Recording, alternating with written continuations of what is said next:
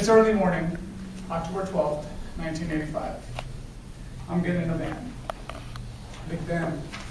I'm getting in with my family, my little brother who's 2, I'm 13 at that time, my mom and dad, and a couple of other family members. We got our luggage packed, set in the van.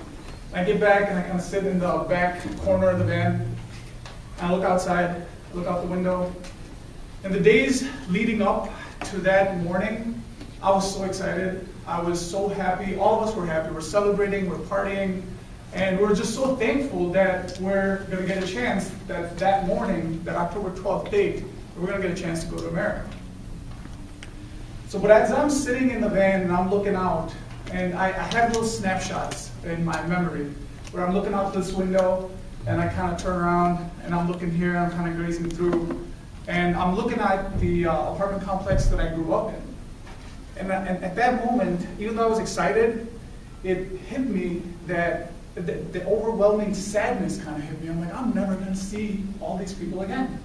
And more than likely, I'm never going to talk to these people again. So, and it was the same thing on the way to the airport. We're driving through and I got these little snapshots and I'm like, I don't know when I'm going to see this again, and I don't know when I'm going to see this again. And we're getting to the airport and we go to Karachi International Airport. That's the city I was born in.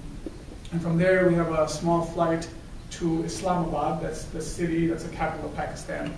And we go through immigration, get onto another plane, and then we're on our way to our new lives in New York City.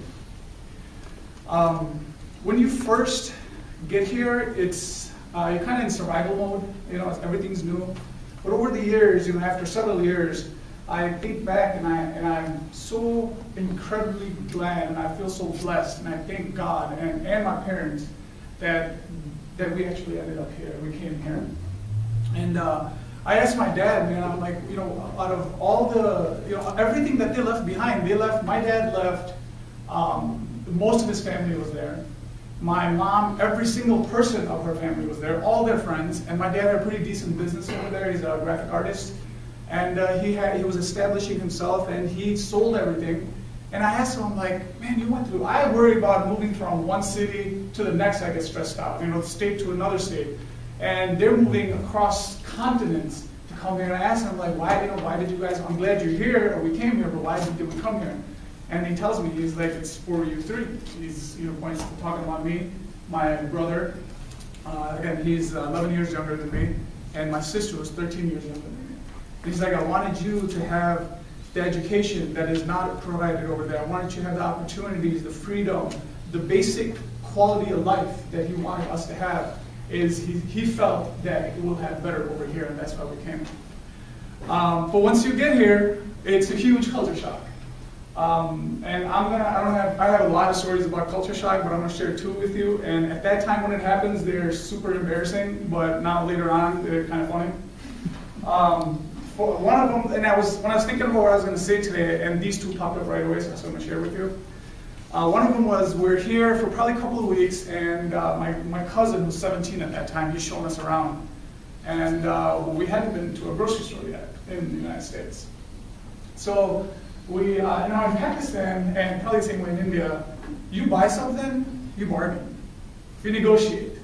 You buy clothes, you buy cars, you want to pay for your education, you bargain, you negotiate. We didn't know you can do that at a grocery store. So we were in, I don't remember the grocery store, but we're there, and my cousin, he came with us, but he was away from us at that moment when we were about to pay. So we're in line, and the lady rings it up, and she's a really nice lady, I remember that, because she didn't kick us out of the store. She I think it was like 92 something, I even remember the number. And my dad, she said, sir, your bill will be $92. And my dad says, I will give you 70. And now that I think about it, it's hilarious, but at that time, the lady's like, I don't think she heard us or something. She's like, excuse me, sir, I'm sorry, your bill will be $92. And my dad said, I will give you 70. Second time he says that. So, and then she's like, no, I'm sorry, sir, your bill is going to be 92. You're going to have to pay 92. She's super nice about it. And then I remember my cousin, I think he overheard us, or kind of heard us, something was going on that's not supposed to go on. So he comes over there and he tells my dad in our language, it's Urdu.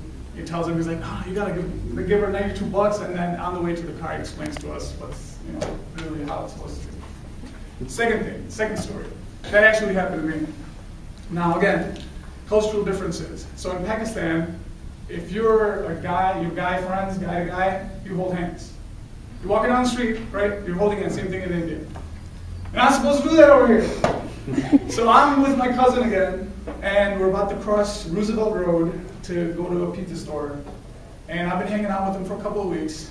And I feel like, he's pretty cool. He's a little bit older than me, and he's been showing me around. He's a nice guy, so I think he's my friend. So at that moment,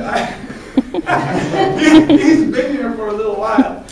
And, but I feel, all right, I'm kind of reach out, and I hold his hand, and the reaction wasn't what I expected. And he pulls out his hand, kind of pulls it, he's like, dude, what are you doing?